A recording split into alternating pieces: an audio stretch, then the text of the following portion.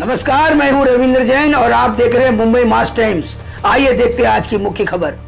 विषय असतोच, पण तसे युनिट्स रिस्पॉन्ससाठी आज पण आपण काही सोय करणार का? कारण वेगळ्या वेगळ्या फायरसाठी वेगळ्या वेगळ्या गोष्टी असतात. कधी फोम असतो, कधी पाणी असतं, कधी सँड असते. तर ह्याच्यावर मंत्री महोदय लक्ष देऊन आपले MSRDCचे किंवा गृह खात्याचे हॅझमॅट आणि फायर एक्सटिंग्विशर युनिट्स तयार करणार का? मुळामध्ये ही जी घटना झाली ती घटना झाल्यानंतर सगळ्यात महत्त्वाचं की आपल्या ज्या केंद्रीय कंपन्या आहेत ज्या अशा प्रकारचे वाहतूक करतात त्यांच्या इकडे अशा परिस्थितीत सॅल्वेज करण्याकरता जे इक्विपमेंट पाहिजे ते नव्हते.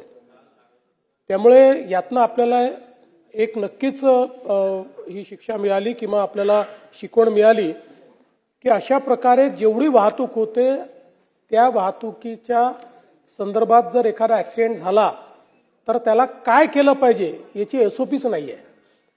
ती इतके वर्ष वाहतूक करणाऱ्या कंपन्यांजवळही नाही आहे आणि आपण तर नवीन आहोत त्यामुळे आपण करण्याचा विषय नाहीये. आणि म्हणून आपण हे आदेश दिलेले आहेत.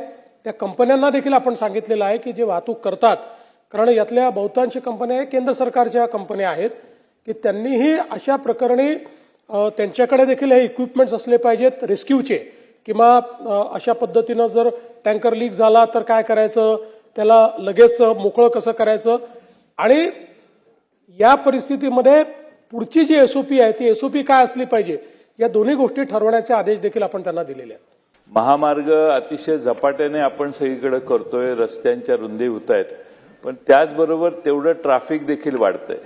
त्यामुळे माझी सरकारला माननीय मुख्यमंत्री महोदयांना विनंती आहे की एखादं हेलिकॉप्टर ठेवावं. तात्काळ काही उपाययोजना योजण्यासाठी एक आपण समिती नेमावी. निश्चितपणे तसं हेलिकॉप्टर आपण वापरतोय. फक्त आपला प्रॉब्लेम काय की आपल्या देशामध्ये सूर्यास्तानंतर आपल्याला हेलिकॉप्टर वापरता येत नाही. हा आपल्या देशातला एक मेजर प्रॉब्लेम आहे की आपल्याकडे आपण नाईट फ्लाइंग अलाउ केलेलं नाही आणि म्हणून त्याचे कन्स्टेंट आहेत. पण अदरवाईज आपल्याकडे हेलिकॉप्टर उपलब्ध आहे, आपल्याला ते लगेच म्हणजे करता येतं. दुसरं जे आपण सांगितलं ते महत्वाचं आहे की आता आपण मुंबई पुणे एक्सप्रेसवेवर इंटेलिजंट ट्रॅफिक मॅनेजमेंट सिस्टीम लावलेली आहे, ती कार्यरत देखील आहे.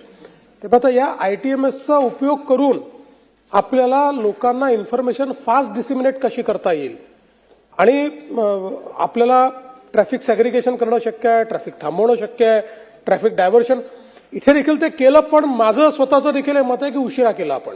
ते जेवढ्या घाईने करणं आवश्यक होतं तेवढ्या घाईने केलं नाही. आणि याला अल्टरनेट रूटही कंजेस्टेड आहे. म्हणजे समजा मुंबई पुण्याला आता काढला आपण अल्टरनेट रूट, पण तो इतका फिरून आहे आणि तो इतका कंजेस्टेड आहे की त्याच्यावरनं पूर्ण ट्रॅफिक याच्यावरचं जाऊ शकत नाही.